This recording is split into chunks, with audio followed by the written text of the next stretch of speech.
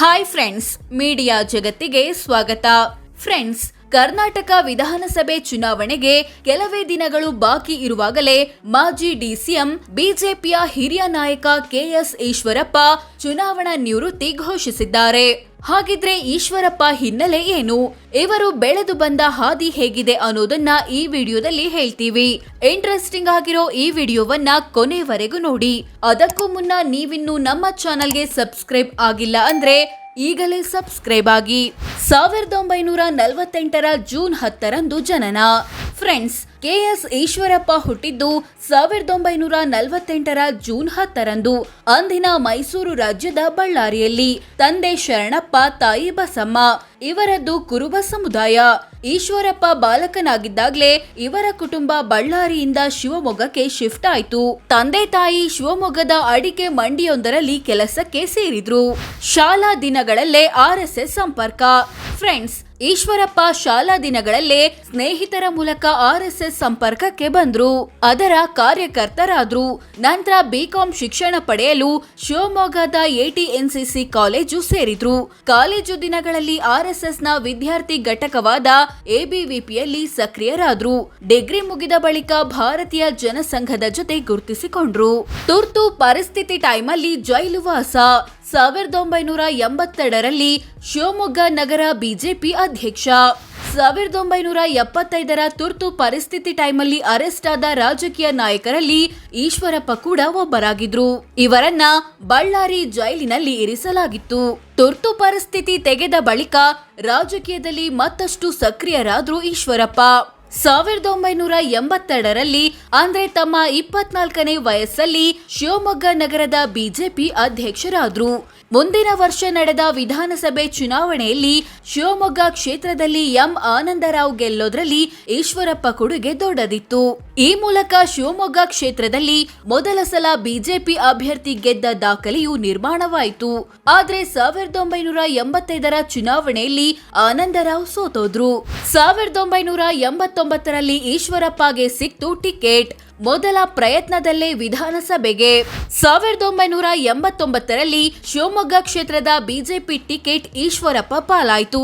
ಹೀಗೆ ಚುನಾವಣೆಗೆ ಹೋದ ಇವರು ಮೊದಲ ಪ್ರಯತ್ನದಲ್ಲೇ ಗೆದ್ದು MLA ಆದ್ರು. 1993 ಬಿಜೆಪಿ ರಾಜ್ಯಾಧ್ಯಕ್ಷ ಸ್ಥಾನ. ಪಕ್ಷವನ್ನ 40 ಸೀಟುಗಳಿಗೆ ಏರಿಸಿದ ಕೀರ್ತಿ. ಇಂಥ ಈಶ್ವರಪ್ಪರನ್ನ 1993 ಬಿಜೆಪಿ ರಾಜ್ಯಾಧ್ಯಕ್ಷರನ್ನಾಗಿ ನೇಮಕ ಮಾಡಲಾಯಿತು. ಆಗ ವಿಧಾನಸಭೆಯಲ್ಲಿ ಬಿಜೆಪಿ ಬಲ ಇದ್ದಿದ್ದು ಕೇವಲ 4. ಇದನ್ನ 94 ಎಲೆಕ್ಷನ್ ನಲ್ಲಿ 40ಕ್ಕೇರಿಸುವಲ್ಲಿ ಈಶ್ವರಪ್ಪ ಪಾತ್ರ ದೊಡ್ಡದಿತ್ತು. 1999 ಹ್ಯಾಟ್ರಿಕ್ ಕನಸು ಭಗ್ನ. ಸೋತರೂ ಕೈ ಬಿಡ್ಲಿಲ್ಲ ಪಕ್ಷ. 99 ಹ್ಯಾಟ್ರಿಕ್ ಗೆಲುವಿನ ನಿರೀಕ್ಷೆಯೊಂದಿಗೆ ಚುನಾವಣೆ ಎದುರಿಸಿದ ಈಶ್ವರಪ್ಪ ಸೋತೋದ್ರು. ಸೋತ ಈಶ್ವರಪ್ಪರನ್ನ 2000ನೇ ಇಸವಿಯಲ್ಲಿ ಸೆಂಟ್ರಲ್ ಸಿಲ್ಕ್ ಬೋರ್ಡ್ನ ಅಧ್ಯಕ್ಷರನ್ನಾಗಿ ನೇಮಕ ಮಾಡಿತು ಕೇಂದ್ರದ NDA ಸರ್ಕಾರ. 2004 ಗೆಲುವು ಸಿಕ್ತು ಮಂತ್ರಿಗಿರಿ. 2004 ತಮ್ಮ 4ನೇ ಚುನಾವಣೆ ಎದುರಿಸಿದ ಈಶ್ವರಪ್ಪ ಭರ್ಜರಿ ಗೆಲುವು ಸಾಧಿಸಿ MLA ಆದ್ರು.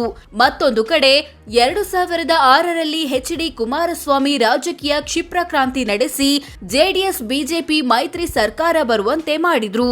ಇದರ ಪರಿಣಾಮ ಕುಮಾರಸ್ವಾಮಿ ನೇತೃತ್ವದ ಮೈತ್ರಿ ಸರ್ಕಾರದಲ್ಲಿ ಈಶ್ವರಪ್ಪ ನೀರಾವರಿ ಸಚಿವರಾದ್ರು. 2008 ಬಿಜೆಪಿಗೆ ಐತಿಹಾಸಿಕ ಗೆಲುವು. ಯಡಿಯೂರಪ್ಪ ಸರ್ಕಾರದಲ್ಲಿ ಮತ್ತೆ ಮಂತ್ರಿ. 2008 ಚುನಾವಣೆಯಲ್ಲಿ ಬಿಜೆಪಿ ಅತಿದೊಡ್ಡ ಪಕ್ಷವಾಗಿ ಹೊರಹೊಮ್ಮಿತು. ಕೊನೆಗೆ ಪಕ್ಷೇತರ ಶಾಸಕರ ಬೆಂಬಲದೊಂದಿಗೆ ಸರ್ಕಾರ ರಚಿಸಿತು. ಯಡಿಯೂರಪ್ಪ ನೇತೃತ್ವದ ಈ ಸರ್ಕಾರದಲ್ಲಿ ಈಶ್ವರಪ್ಪ ಇಂಧನ ಸಚಿವರಾದ್ರು. 2010 ಮತ್ತೆ ರಾಜ್ಯ ಬಿಜೆಪಿ ಅಧ್ಯಕ್ಷ. ಸಚಿವ ಸ್ಥಾನಕ್ಕೆ ಈಶ್ವರಪ್ಪ ರಾಜೀನಾಮೆ. 2010 ಕೆಎಸ್ ಈಶ್ವರಪ್ಪರನ್ನ 2ನೇ ಸಲ ಬಿಜೆಪಿಯ ರಾಜ್ಯಾಧ್ಯಕ್ಷರನ್ನಾಗಿ ನೇಮಕ ಮಾಡಲಾಯಿತು. ಇದರ ಮುಖ್ಯ ಉದ್ದೇಶ ವಿರೋಧ ಪಕ್ಷದ ನಾಯಕರಾಗಿದ್ದ ಕುರುಬ ಸಮುದಾಯದ ಸಿದ್ದರಾಮಯ್ಯರನ್ನ ಕಟ್ಟಿಹಾಕೋದಾಗಿತ್ತು. ರಾಜ್ಯಾಧ್ಯಕ್ಷ ಸ್ಥಾನ ಸಿಕ್ಕಿದ್ರಿಂದ ಸಚಿವ ಸ್ಥಾನಕ್ಕೆ ರಾಜೀನಾಮೆ ಕೊಟ್ರು ಈಶ್ವರಪ್ಪ. 2012 ಒಲಿದು ಬಂತು DCM ಪಟ್ಟ. ಭ್ರಷ್ಟಾಚಾರ ಕೇಸ್ನಲ್ಲಿ ಯಡಿಯೂರಪ್ಪ 2011ರಲ್ಲಿ ಜೈಲಿಗೆ ಹೋದ್ರು. ಇದರ ಬೆನ್ನಲ್ಲೇ ಡಿ.ವಿ. ಸದಾನಂದ ಗೌಡ್ರನ್ನ ಸಿಎಂ ಮಾಡಲಾಯಿತು. 2012ರಲ್ಲಿ ಜಗದೀಶ್ ಶೆಟ್ಟರ್ಗೆ ಸಿಎಂ ಪಟ್ಟ ಸಿಕ್ತು.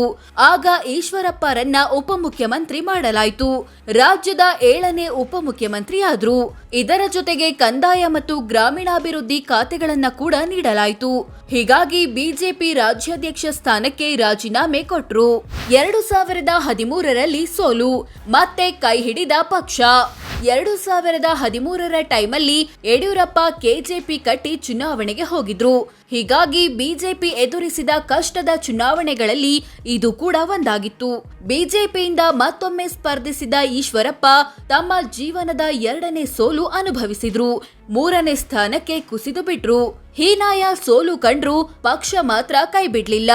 ಈಶ್ವರಪ್ಪರನ್ನ 2014ರಲ್ಲಿ ವಿಧಾನಸಭೆಗೆ ನಾಮ ನಿರ್ದೇಶನ ಮಾಡ್ತು.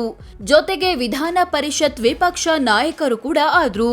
2018ರಲ್ಲಿ ಭರ್ಜರಿ ಗೆಲುವು ಕಂಡ ಈಶ್ವರಪ್ಪ 2018ರ ಚುನಾವಣೆಗೆ ಶಿವಮೊಗ್ಗ ಕ್ಷೇತ್ರದಿಂದ ಮತ್ತೊಮ್ಮೆ ನಿಂತ ಈಶ್ವರಪ್ಪ 45,000ಕ್ಕೂ ಹೆಚ್ಚು ವೋಟ್ಗಳಿಂದ ಗೆದ್ದು ಶಾಸಕರಾದ್ರು.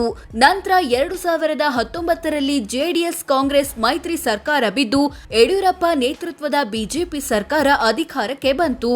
ಆಗ ಮತ್ತೊಮ್ಮೆ ಗ್ರಾಮೀಣಾಭಿವೃದ್ಧಿ ಮತ್ತು ಪಂಚಾಯತ್ ರಾಜ್ ಸಚಿವರಾದ್ರು ಈಶ್ವರಪ್ಪ.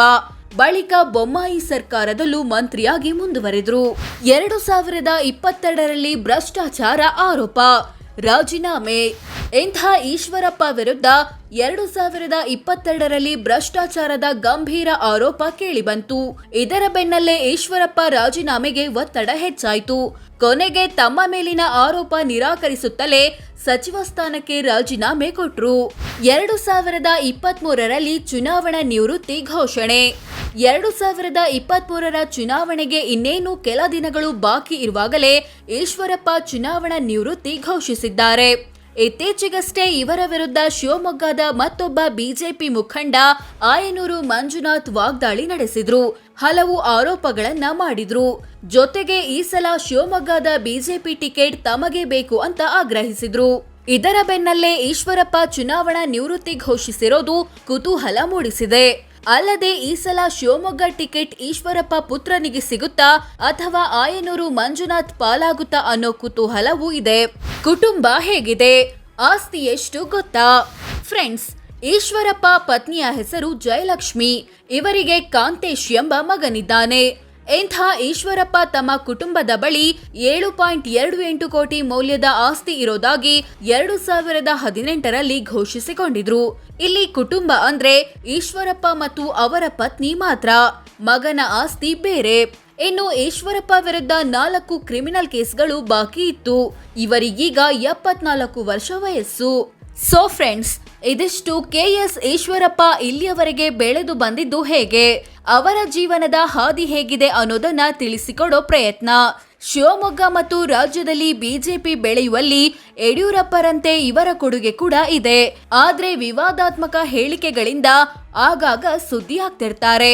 ಇಂಥ ಈಶ್ವರಪ್ಪ ಬಗ್ಗೆ ನಿಮ್ಗೆ ಏನನ್ಸುತ್ತೆ ಅಂತ ಕಾಮೆಂಟ್ ಮಾಡಿ ತಿಳಿಸಿ.